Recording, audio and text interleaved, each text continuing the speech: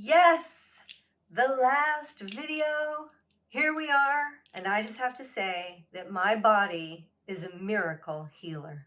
When I finally went to look at my breasts, the trauma and the bruising were very shocking, and the possibilities were really exciting. It's as though my breasts are getting to live a third life, and it feels grounded, and it feels mature, I feel lighter. I've been working on my breath to develop more expansiveness and my ability to breathe and really open up the back of my heart. And it's interesting how I became used to something that really wasn't of me, and yet I wore it really well. And I'm so grateful for the time that it gave me. This heavy weight that I've been carrying on my chest literally for 24 years has been lifted.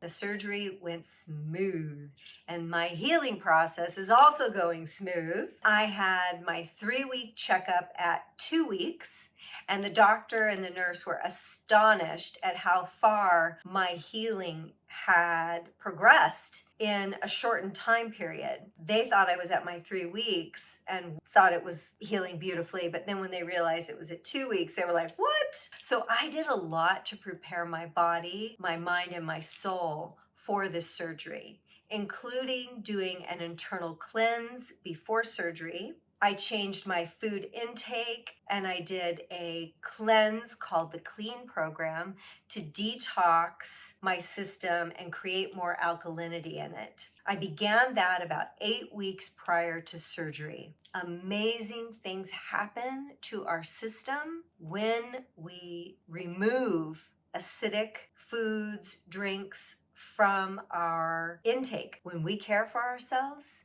we are miracle healers. Now, the resting part. I don't really do that. I don't. The truth is I'm more of a flower. I've spent most of my life being a doer. I like to do fun things when I'm resting, like water skiing, jet skiing, snow skiing, paddleboarding, hiking, being in nature, mowing my lawn. I had to really mentally and physically prepare myself to lay down on a couch or in a recliner doing nothing. My plan was to watch a lot of comedies, and it always feels great to laugh. Post-surgery, I did a lot of recovery work. I honored that phantom feeling and emotions from the loss of my breast tissue, which, side note, came on suddenly, and that holographic memory of my skin. I can sense how this type of loss, like the loss of an arm or any sort of a loss really, can be confused with regret, poor decisions, second guessing oneself. There's really no reason for regret. Logically, I can know that, but I can still honor those feelings as they come up. So I think that was a wonderful lesson for me to learn and really question myself when I make a decision to let go of something. I can know now for sure that that feeling of loss will come, and to ride that tide out as it comes in. I began walking as soon as I felt that I could.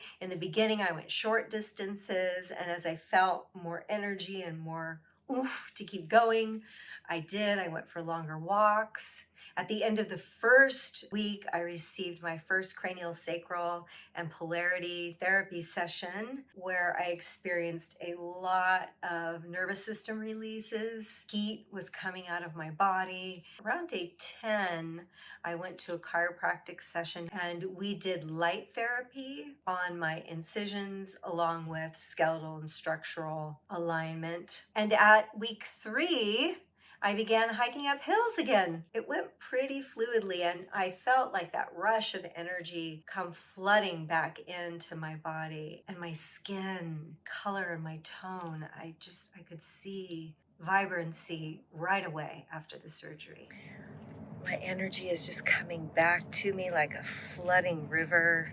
The breasts are healing beautifully. So thankful that I did this.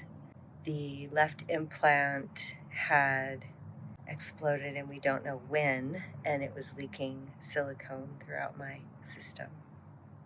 They say they got it all, and I'll be doing some more tests just to be sure. really feel like this is such a gift and such a rebirth. And I'm so glad that I really took the time to listen to my system and get my truth and feel really safe moving into this process. Not only safe, but well informed. Not all the technical details, not all of that, just my heart's truth. When you have your whole being behind you, everything falls into place. Everything becomes effortless. I realize now that my entire life has been preparing me to understand and listen to my embodied sensations and to hear and support its needs. And at the same time, as most humans all over this world, I too am experiencing sudden changes. As I gain momentum in this recovery, I went back to my home in South Lake Tahoe and was almost immediately turned back around to be evacuated due to the Caldor fire. Adapting to constant disruptions might be our new normal moving forward. Downsizing our lives to have and hold the things that are meaningful and leave the rest behind is the insight that I'm feeling from this experience.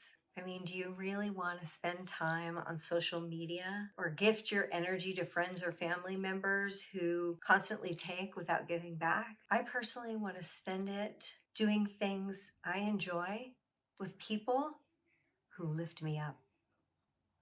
I want to leave you with this. Our brain lies to us, and in turn, we lie to those around us. And here I am, full circle from where we began in video 1, witnessing myself in order to evolve my life through thought and form. And my significant decisions have reverberated back to me through others, reinforcing my movement forward. Doing the work of listening to the embodied experience can help avoid years of poor rational decisions. The clarity I feel from my embodied knowing are why I take my time and energy to share all of this with you. The self-realization process has changed my life and supported my autonomy. Thank you for watching. I hope you've gathered something from my experience that resonates with you for your personal growth. I have one last announcement before you go. I've started a room on Clubhouse. It's called the Self-Realization Station, and I have 2 rooms going right now on Tuesday and Thursday mornings at 8 a.m. So please join us there. That's Pacific Standard Time. The room that I'm currently running is about our energy system as a conduit to personal power. In the room called Energy, we will do energy alignment, personal check-ins, and share tools that develop sensory awareness, which is really what the whole umbrella is about.